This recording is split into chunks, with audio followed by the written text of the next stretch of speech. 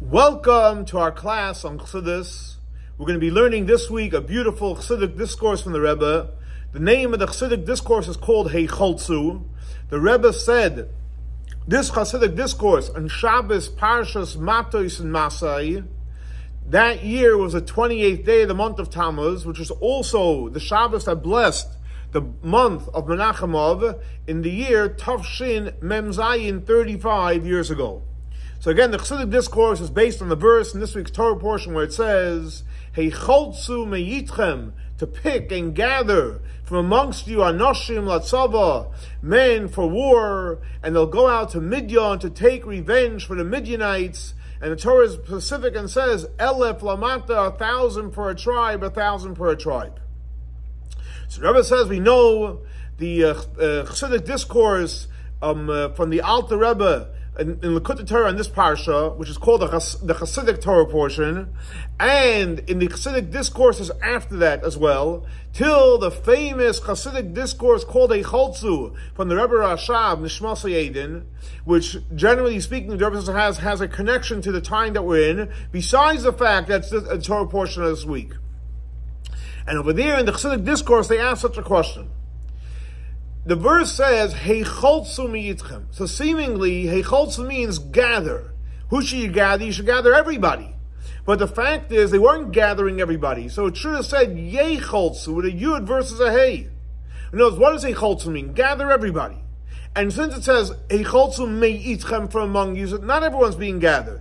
And like it says clearly afterwards, 1,000 for a tribe, 1,000 for a tribe. And obviously there's always in Judaism, there's always two opinions at least. So when it says 1,000 for a tribe, 1,000 for a tribe, so there's debate whether it's 1,000 per tribe, or it's actually twice 1,000 per tribe, so it's 2,000 per tribe.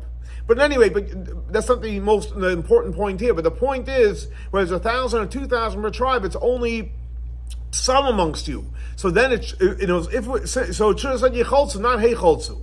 So the question is, why does it use the term Haltzų referring to what? To gather from everybody. Also, they're asking another question. Why is it this war against the Midianites was through Moshe Rabbeinu? And up to the point we know Moshe Rabbeinu went on self-sacrifice for this war. And like the Medrash says, and it's brought down the Chassidic discourses, that even though Moshe Rabbeinu knew that after this war, unfortunately, his time was up. He's going to go back to heaven. He's going to pass on. But nevertheless, he could have prolonged the war. He could have not gone right away, because that would have given him more time in this world. No. Hashem said go to war. He went to war, and he went to Mesiras Nefesh. He didn't hold back anything, and actually he went quickly. And the question is, why was it so important that Moshe Rabbeinu should be so involved in this war? So the Rebbe says, it explains based on what's brought down in the Chassidic discourses as follows. What is the war against Midian? So again, obviously there's the country of Midian, we know that. But what is the spiritual war against Midian? Everything that takes place in the physical world is a spiritual war. The spiritual war against Midian is to subdue the klipa, the spiritual negative shell of Midianites. So Midian represents a very, very strong negative energy. And the war against Midian was to get rid of that negative energy. What is the negative energy of Midian on a spiritual level? So in the Zohar it says, Midian, I'll say it in the language of the Zohar, and I'll translate it, Midian is the negative energy of Madoin Umeriva. Conflict. Lack of unity. Hostility, hate, anger, anything that goes in arguing and conflict, that's what Midian is all about. Midian is all about conflict, not getting along, fighting, etc. So what's the war against Midian? Is to fix the conflict, to fix the war, to fix the negativity. How do we do that? By the opposite, by bringing in peace and unity. So again, to be clear, what is the essence of Midian? Conflict, hate, animosity, etc. How do we fix it? By bringing in peace and unity. So if, God forbid, somebody is in conflict with somebody, to spell it out, you're a Midianite. Versus, our job is to be what? Not Midian. We want to be in peace and unity. Up to the point that it's not just to create peace and unity, but you have to get rid of the klipa, the negative energy of Midian, of conflict, up to the point where we know the Kabbalah says, You have to take a dark moment of conflict and turn it around to something positive. And like it says clearly in the Torah, when it speaks about the war with the Midianites, so what does it say there? You have to go ahead and gather the spoils, and you have to get the loot, and it was all brought back to the Jewish people.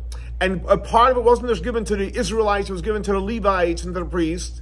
In other words, before all these spoils were with the Midianites. It means the Midianites had control and they bringing conflict into the physical world. We were taking back that and elevating it and bringing it to a place of peace and unity.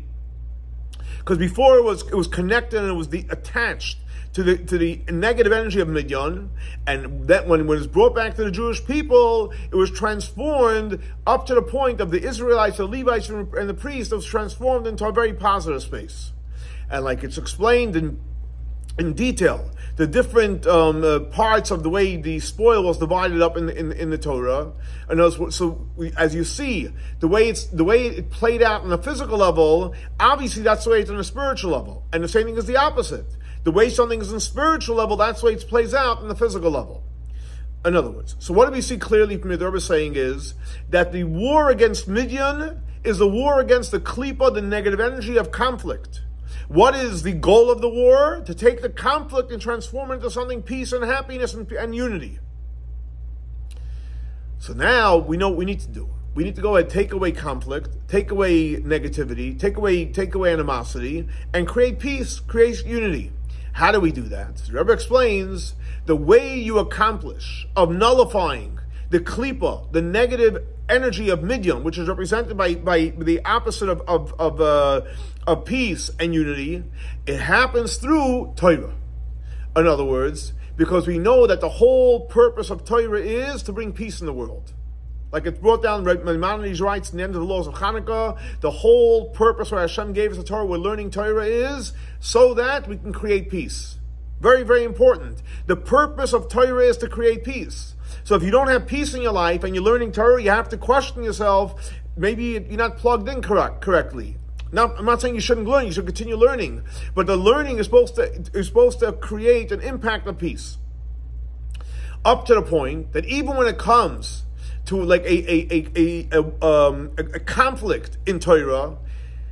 So we know that it says in the Talmud, a beautiful piece of Talmud, look it up in Tractate Kedushin, page 30, the second side of the page. It says like this. So it says that even a father and a son, and a teacher and a student, when they're learning, they get into conflict.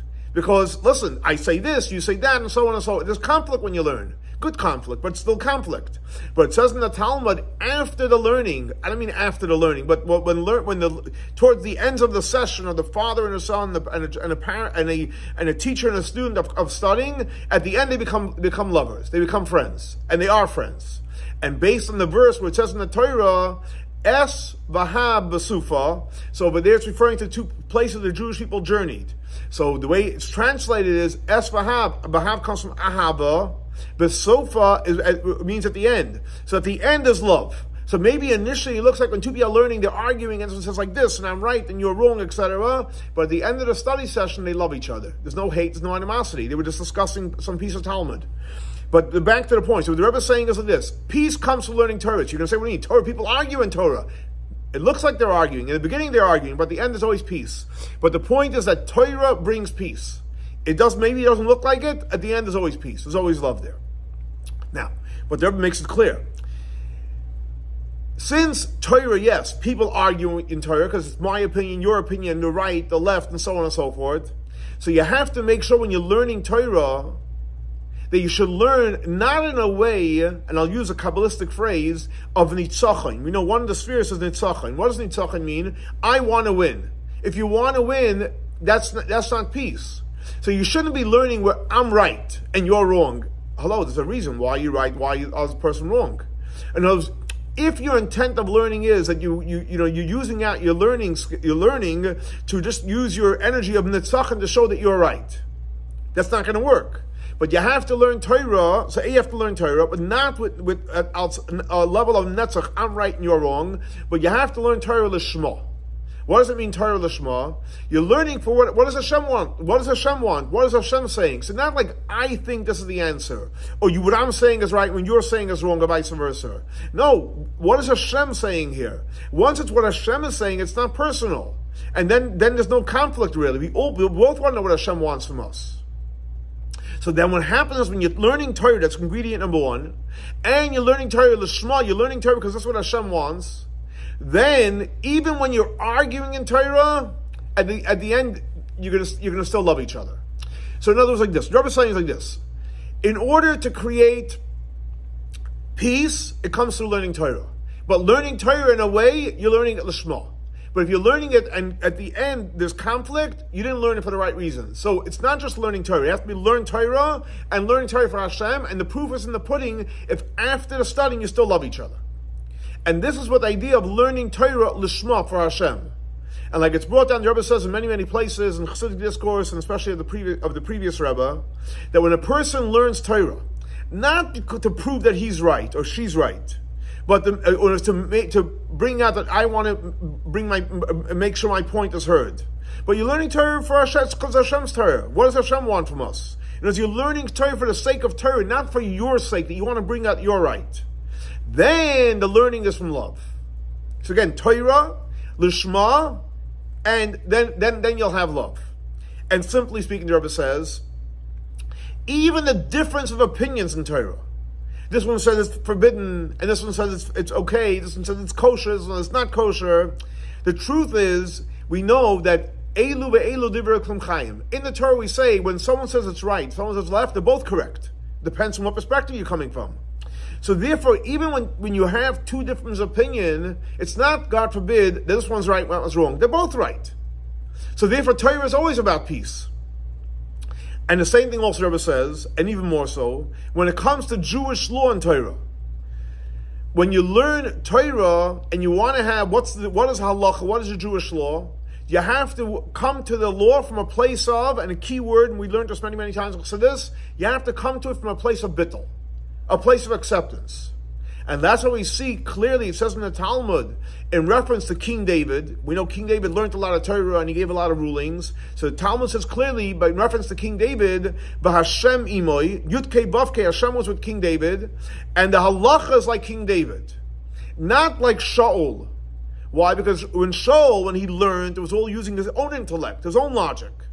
However, when we know King David, he had tremendous humility. In Hebrew, it's called anava and bittul. He was totally of acceptance. So because he was learning Torah, he was learning Torah Lishma, and he was learning Torah with bittul, so we say, in reference to King David, Hashem is with him, because he learned Lishma, and he had bittul, and the halacha is like King David. And that's why the halacha is according to him. Because he learned Torah, he learned Lishma, and he learned it with bittul. So then what happens is not only the learning Torah creates peace, but even the Jewish law in Torah is in a way of peace. And now, based on this, Rebbe explains beautifully why we ask, what's the connection with Moshe Rabbeinu and the war of Midian? And he went in Mesiras Nefesh, like he should be part of the war, even though he was going to die. Because what's the connection with the war with Moshe Rabbeinu? Because what's Moshe Rabbeinu? Moshe Rabbeinu is all about Torah. Like we know, it says clearly, Zichru Torahs Moshe Avdi. It says in the prophets, to remember the Torah of Moshe, my servant. And as we see that Torah is called on Moshe Rabbeinu. And through learning Torah, you nullify the klipa of Midian, and you create true peace and true oneness. Again, so just to recap, what the Rebbe is saying is, what's the issue with Midian?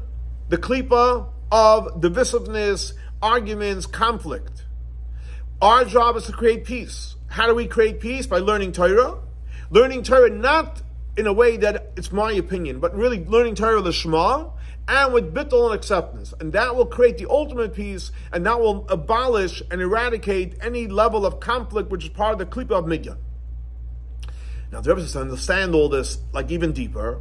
So the Rebbe says we're going to understand this based on what's brought down in the continuation of the Chassidic discourses, where it says in the Talmud as follows: whoever learns Torah and Lishma. Remember, you're learning Torah and Lishma. Learning Torah is not enough. You have to learn Torah for the sake of Hashem. What you do is you accomplish peace on the heavenly sphere and on the lower sphere. I'll say it in Hebrew. Kala oisuk b'Torah l'shma. Whoever learns Torah for the sake of Hashem, mesim shalom b'palmalia shalmaila b'palmalia shalmata. You bring peace on the higher levels and the lower levels. What does that mean? There's on a simple level, it means very simple. What's the higher spheres? Is referring to the higher worlds. And what's the lower spheres? Referring to the lower worlds. And in both worlds, the higher worlds and the lower worlds, you create peace. So learning Torah, l'shma, creates peace in the higher worlds and the lower worlds. And it's also brought down in the Chassidic discourses that the same thing applies not only in the higher worlds and the lower worlds, but in the whole level of, in Hebrew it's called, in Kabbalah it's called Seder Hishtalsos, the whole flow of energy, the way it goes down from world to world, from sphere to sphere, you create peace on all the levels. Because the fact is, on every single level of Seder Hishtalsos, you have the higher and the lower. And in every place, you create peace between the higher and the lower. Because the fact is, there's always something which is higher, in every level. Every level, starting from Atzilus down to Asiyah, in every sphere there's the higher and the lower, and the goal of Torah is to create peace between both of them. And again, learning Torah, key word, lishma. And more specific, the Rebbe says, this idea, it applies to every one of us in our service of Hashem. Look, we say it many, many times, avodas adam, because we're here to serve Hashem. So it's our spiritual work, that we make peace between our higher level and our lower level. What does that mean? What does it mean? Our higher consciousness and our lower consciousness. So it's brought down in Chassidus. Our higher consciousness is referring to our intellect, and our lower consciousness is our emotions. So the fact is, we all know that the root of all conflict is that if you get to the root of it, should I go to the right, go to the left? One is coming from your intellect, and one is coming from your emotions. One is the higher consciousness. What's the right thing to do? Let's say, for example, go to the right, and the emotional thing wants to go to the left. So you have a conflict between the higher and the lower, with the intellect and the emotions. Learning Torah will create peace between our conflict of the intellect and the emotions. Now, what is the peace?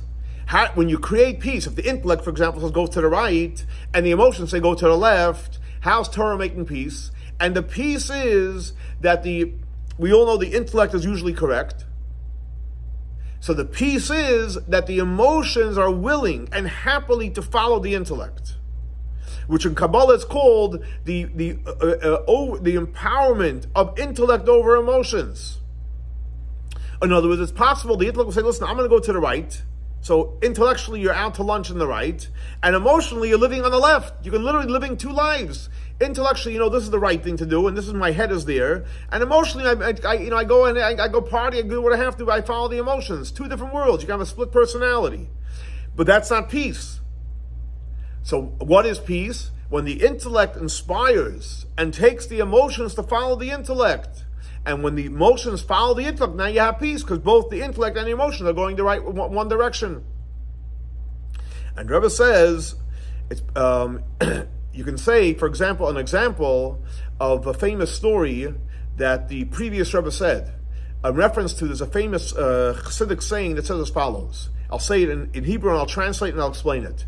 The expression is, I'll say it in Yiddish, der Tolk is ona Tolk. It's a Yiddish expression. What is it referring to? So, which means basically a Tolk is not an order. What does that mean? So Tolk actually is made up of three letters. Taf, Lamed, Kuf. It's referring to a year in Chassidic history, in the year of Taf, Kuf, Lamed. So Taf, Kuf, Lamed has the letters of Tolk.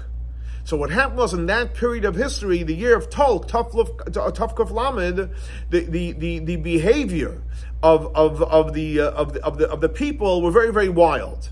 They would sing and they would dance and they would do tumble sauces. There was no structure in their life. It was just life of chaos. So the Alter Rebbe said in reference to that year, that's not a way to behave. Why? Because even though the emotions are fired up and you're singing and dancing and making tumble sauces, but again, we have an intellect, Chabad. We need to lead our lives based on intellect. Yeah, we have to be emotionally excited too, but not that the emotion should lead our life. And the Alter Rebbe said it's not a way to live. Why? Because the intellect has to lead us. The emotions follow. Yes, we're emotional people and we're excited and passionate and compassionate about life. But the intellect has to be one guiding us. So that's what he's saying, is that the life of that year, which was full of chaos and drama, is not a way to live. Why? Because the intellect has to be the guiding force in our lives. And Rebbe says he'd like to add to this as follows. It also applies in generally by the Jewish people. Why? Because you have the Palmalia Shomayla, you have the higher level of the Jewish people, which is referring to who? The people that sit and learn Torah, people that are occupied with going to shul and studying and teaching Torah, which generally speaking in the Jewish world is called the Yisachars. The Yisachars are the ones that learn Torah and teach Torah. Then there's also the lower level. What is that referring to? The Zvulun, the people that are in business and commerce. But you have to make peace between them. You can't say, listen, intellect, the people that learn are the elite. The people that are in business, they're the lower levels. That's not going to work. You want to create peace between the two of them. And not only do you want to you actually create a partnership between them. Like it's brought down in the code of the Jewish law, that you can make up a deal. The person studying Torah makes a deal with the person in business, that the learning that he's studying should be for the person doing business, and in order for him to support him. So they're both benefiting. This one's learning Torah, this one's in business. This one's giving some of the reward of learning Torah to the one in business. The one in business is supporting the one learning Torah. And like the Rebbe brings from the Alter Rebbe in Tanya, in Igeres HaKodesh, the end of chapter 5, so he says over there, Tamchin D'Oraisa. There are people that, based on the verse in the prophets, the people that support the people learning Torah. And it says in the prophets, V'soimcheha me'ushar. Those that hold on to the Torah are blessed. And so the same thing also, those that support the Torah are also blessed. So the idea is to create peace between two different types of Jewish people. One that sits and learns Torah a whole day, one that's in business, and create peace between the two of them. So based on this, Rebbe explains beautifully why the war against Midian was specifically through Moshe Rabbeinu. Why? Because you had to create unity between intellect and emotions. And the same thing also, you had to create, by the Jewish people in general, you have to create the unity between intellect and emotions within each individual. You had to create unity and peace between the two types of the Jewish people, Yisachar and Zvulun, the person that's learning Torah and person in business. And it's not enough just to learn Torah. You have to have the unity. You have to have peace. And in order to accomplish that, you can't even just ask the priest that was in those days, or the judge that was in those days. Even though the priest is someone that learns Torah and he can make rules in Torah, etc. But who do you have to ask to create the ultimate peace? You need to ask the visionaries of the generation, the Einei Ha'eda, the leaders of the Jewish people. And like it's brought down, the Alter explains in Tanya, who are the leaders of the Jewish people? Those are the Moichin, which is connected to Moshe Rabbeinu. So in other words, that's why you have to be specifically to Moshe Rabbeinu, because Moshe Rabbeinu is the leader of the Jewish people. He has the eyes of the Jewish people, the intellect of the Jewish people, and through Moshe Rabbeinu, he created real peace and real unity. So based on this, Rebbe explains beautifully, he says like this. Now we'll understand the lesson from this Chassidic discourse, that you have to have the war against Midian. And what's the purpose of the war? That you have to create peace and love. And specifically based on, it's brought down, there brings a powerful story of the previous Rebbe on this Chassidic discourse, that there was once said on Simchas Torah, and afterwards another time Shas Parshas Noach. And so the famous story that the Alter Rebbe said, that in reference to religious people that were learning Torah and doing mitzvahs, but there was a lack of peace. And the Alter Rebbe said, when he's more afraid from religious people that learn Torah and do mitzvahs, but they're not peaceful, than someone that's not religious. Because unfortunately, peace is the key to all the blessings. On the other hand, if you can learn Torah, you can do mitzvahs. If there's lacking peace, that's the source of all the problems. And it's actually a beautiful sikha from the previous Rebbe, printed in the back of the book of Ranat. This story about the Alter Rebbe, but you see from here clearly that what's important is Chassidic. You have to gather everybody. Everyone has to be gathered through Moshe Rabbeinu to create peace, love, and unity. And this is a lesson. That's why it says Chassidic, to gather everybody. Even though seemingly only gathering some people, because no, when it comes to peace and unity, you have to gather everybody. And it's a lesson to every single person.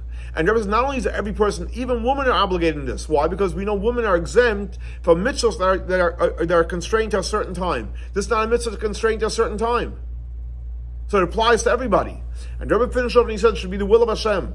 There should be peace in the lower spheres and peace in the higher spheres, which is also including peace between the soul the way it's on high in heaven, or like it says, the soul's in the level of Tahiri in the world of Atzilus, and the soul comes down to this world. You want to create peace with the highest level of the soul and the lower level of the soul, up until the ultimate peace, which is going to be when Mashiach comes. Because then what's going to happen is we're going to do kemitzvos v'rtzeinecha. We're going to do the mitzvah, it's not because of any agenda or any benefit or any reward. We're going to do the mitzvah because it's Hashem's mitzvah, and Hashem wants us to do the mitzvah, and that's the ultimate peace. And the Rebbe says this, it's going to happen when Mashiach comes, and it's going to happen b'karei mamish, very, very soon, and it's going to happen b'simcha, with joy, over tuv leivav, and gladness of heart. So here again is another beautiful, beautiful Chassidic discourse of the Rebbe about the importance of peace, because peace is key to all the blessings. Unity is key to all the blessings. And if you want to have peace and you want to have unity, it comes from learning Torah l'shma for the sake of Hashem, kemitzvos v'renecha, and learning Torah with Kabbalah and humility like Moshe Rabbeinu. And if we continue to learn Torah, we learn Torah l'shma, we'll have the blessing of peace and unity, and God willing, Mashiach will be here, and the next class will be in Yerushalayim, Ir HaKodesh. Have a great and blessed week. Shavua Tov.